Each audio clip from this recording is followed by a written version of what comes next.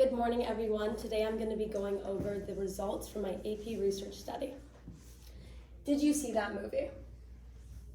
My study was on evaluating the portrayal of dissociative identity disorder, also known as DID, in a movie's influence on college students' understanding of the disorder. I chose this topic because I'm highly fascinated by psychology, so much so that I will be attending Northeastern University in the fall to pursue a BS in criminal justice and psychology. I also am aware of the stigma that surrounds all mental illness and wish to help in any endeavors that aim to decrease it.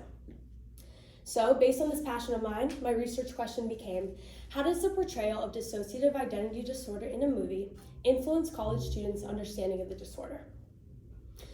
So, I'm sure the prominent question at the moment is, why should you care? Well, first off, mental illness is rampant throughout the United States. Approximately 1 in 5 U.S. adults struggles with a mental illness. These individuals also have to deal with personal and self-stigma. Personal stigma can be shown in individuals with DID as harassment, reluctancy to seek treatment, a lack of understanding, and issues within school and work communities. And then self-stigma can be identified as the way a person negatively attributes their own mental health condition. So I found my topic by looking at past researchers' limitations. So there's a lot of information on the way movies influence people's understanding of mental illness, but not necessarily college students in general. So specifically, 2 researchers displayed a 45-minute of each film exhibited on schizophrenia. They showed this to college students who were psychological majors, and I chose to show a full film showcasing DID based on this limitation of theirs. So there are 3 things you need to understand in order to comprehend the issue and argument at hand. These 3 things are dissociative identity disorder, DID film portrayals, and film's influence on mental illness perceptions. So, dissociative identity disorder. It is a mental health condition that involves having 2 or more separate identities which control one's behaviors at different times and different moments. So DID requires attention, as it leads many people to attempt suicide. So 70% of people with the DID have attempted suicide. These individuals are receiving treatment and have not been admitted to a hospital. So these are people who actually want to receive help for their mental health and are still leading to this ultimate conclusion.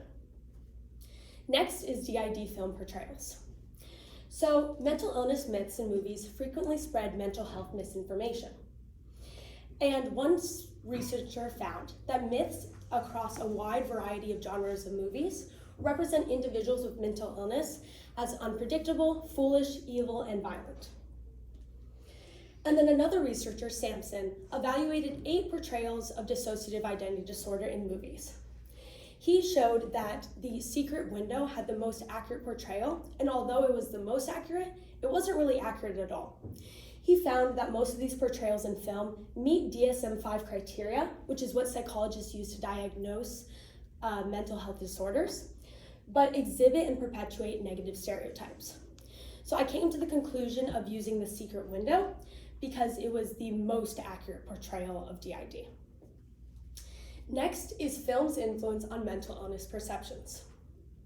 So one researcher proposed that individuals who have viewed a considerable amount of media may perceive reality as the imagery depicted in the media. As a result, people who watch movies with mental illness in them a lot are likely to interpret mental illness from film's point of view. Similarly, Percival and Meyer found that an accurate portrayal of schizophrenia decreased viewers' overall stigmatizing attitudes. This means when participants were shown an accurate portrayal of schizophrenia, they had less negative attitudes about people with mental illness, specifically schizophrenics.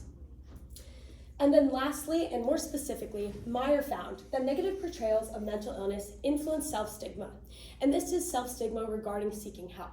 So if an individual with a mental illness sees a negative portrayal of a mental illness, they're less likely to seek necessary treatment, which this is obviously a fault. So, how I conducted my study. I conducted a qualitative hermeneutic phenomenological study. And I did this by first contacting participants via phone number and the Instagram application. I then sent the potential participants a consent form to make sure they were okay with everything that was going to occur in my study, and they were aware that they could leave at any time. Next, I conducted the pre-semi-structured interviews. So these interviews occurred over Zoom, and they consisted of questions about the individual's relationships with people with mental illness and their knowledge about dissociative identity disorder. I adapted these questions from Compton's 1999 research, which was the knowledge about schizophrenia test, and Holmes' 2007 research, which was the level of contact report. I then had the participants watch The Secret Window. I gave them a particular deadline and the necessary funds and sources they would need to be able to watch the movie. After they reached out to me and told me, hey, I'm done watching the movie, or sometimes I'd have to remind them, we conducted the post-semi-structured interviews. So these interviews consisted of the same questions as the pre's, so I could compare and contrast their understanding before and after watching the film. Then I debriefed my participants. I did this because, as I said earlier, The Secret Window, although was the most accurate, is not accurate at all. So there are a lot of inaccuracies within the film, and I didn't want my participants to be deceived after this study. So I sent them a website link from the American Psychiatric Association explaining what DID is, the symptoms, and what causes it, so they have a more thorough understanding of what the disorder is. I then coded my data. I did this through 3 types of coding. The first was values coding. This is where you find and analyze the attitudes and beliefs from your participants. So these attitudes and beliefs were what they believed individuals with mental illness, what they were like, and what they believed DID was in general. I then conducted emotion coding, which is analyzing the emotions influenced. Specifically for my study, I wanted to analyze how the participants felt after watching a person with mental illness. Were they scared of people in real life now? Were they more understanding? What were these feelings? And then lastly, I used thematic coding, which is grouping my major themes. This is to show the general participant answers and to find the most comprehensive data.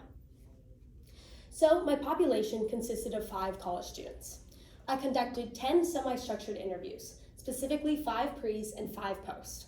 I used convenience sampling, although I considered random sampling, because I wanted my participants to vary in geographic locations. I use college students because this is usually the time that psychiatric disorders appear, and so this would be more proactive in having the students understand what mental illness is and a specific mental illness at that. So I triangulated my data, and I did this to assess validity, reliability, and trustworthiness. I assessed validity through using peer-reviewed studies questions. I adapted these questions. So I did this because validity is to make sure that you are assessing what you are meaning to assess. So if I'm using already used questions, I know the results I'm going to get, and I know that I'm going into the area that I need to be going into. Next is reliability. I assessed reliability through using values, emotion, and thematic coding. This was to make sure I had a comprehensive analysis of my data.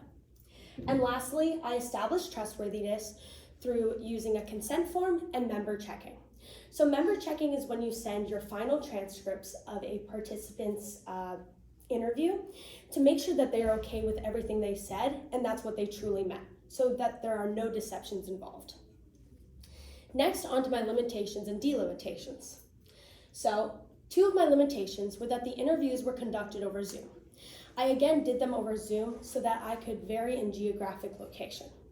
Now, there is a problem with this because past researchers have stated that when people communicate online, they're less likely to explore everything and to emphasize on what they're saying.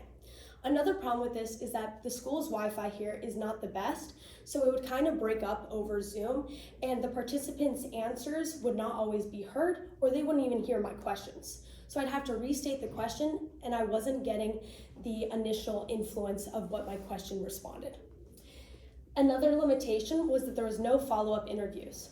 So I wasn't able to review the prolonged understanding of DID from the movie.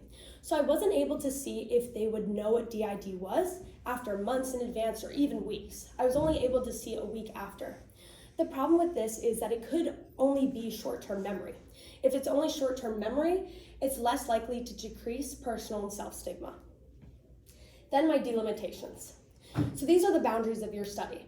I only considered one mental illness, which was dissociative identity disorder. I chose this disorder because of the fictitiousness that surrounds it and the fact that people actually pretend to have this disorder, which causes a lot more stigma than there needs to be. And then for the population, I again chose college students because this is the time that usually psychiatric disorders appear. So my findings, there were 3 themes. The first theme was the knowledge of DID before watching The Secret Window. So the majority of my participants believed that DID consisted of having additional personalities, identities, or personas. The participants identified these personalities as delusions rather than actual separate entities. So they saw them as feelings or kind of make-believe. Next is the descriptions of DID after watching The Secret Window. So these answers varied immensely from each other compared to what I found in the pre-semi-structured interviews. So I was finding a lot more talk about different things than just different personalities and identities. For example, participants 1 and 4 believed that DID was used as a coping mechanism, and participants 2 and 4 stated that DID was caused by trauma. And we did have one outlier in the study who kind of knew the deceptions of the movie, and we'll go on to that further. So lastly, I wanted to see the influence of the movie The Secret Window had on the understanding of DID, but I wanted to specifically see what the participants thought this influence was. So most of the participants actually thought that there was a substantial influence from the movie. They thought they now had a comprehensive analysis of what dissociative identity disorder was. So for example, participant 4 stated, "It definitely helped to put me in his shoes to see a side of things." Again, this was the common response.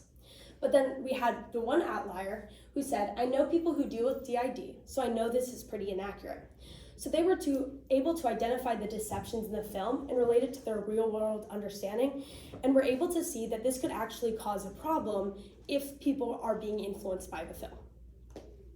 So on to my implications. Other research studies have stated something similar to this. My data analysis indicated that The Secret Window influenced college students' understanding of the disorder. And other research studies have found that movies influence college students' understanding of the disorder. But 2 researchers in particular found that studies identified movies portraying mental illness may influence college students' mental illness understanding, but that combining it with an educational trailer would yield more knowledge acquisition. Therefore, I would recommend incorporating a combination of a movie showcasing mental illness and an educational trailer. So as a researcher, I observed an interesting phenomenon. There was, as I said before, a lot of deceptions from this movie. And the way the comprehension of DID from the participants was based on what was shown in The Secret Window rather than what DID was in the first place. An example of this is that Mort Rainey, the main character, experiences specifically auditory hallucinations of other personalities rather than experiencing a switch in the way the individual behaves. So he was actually seeing people talk to him and tell him what to do rather than a switch in cognition. So this is a huge deception because this is the main understanding of what DID is. So I would not suggest that The Secret Window specifically be incorporated into educational programs. But if this movie isn't, how are we supposed to find what should be incorporated? And that's discussed in my future research. So I would recommend that we evaluate specific criteria that needs to be included and excluded to portray an accurate depiction of DID. We could do this by comparing and contrasting societal perceptions of DID so that we're going over layman's terms and general population could understand what the disorder is, and the way professionals identify DID. We could do this by having psychiatrists and the American Psychiatric Association go over what DID is and identify the actual symptoms and causes so that we're not contributing to personal and self-stigma. There's another way for future research to be more proactive in actually preventing personal and self-stigma, and this is to investigate media's influence on children's understanding of mental health. We could do this by showcasing a cartoon or some type of media that's enticing to children and seeing if they have any understanding of mental health after watching the film. So, my conclusion. I identified how a movie portraying DID influenced college students' understanding of DID. I did this with a convenient sample and conducting a qualitative hermeneutic phenomenological study. I used college students varying in geographic location and conducted 10 semi-structured interviews in total.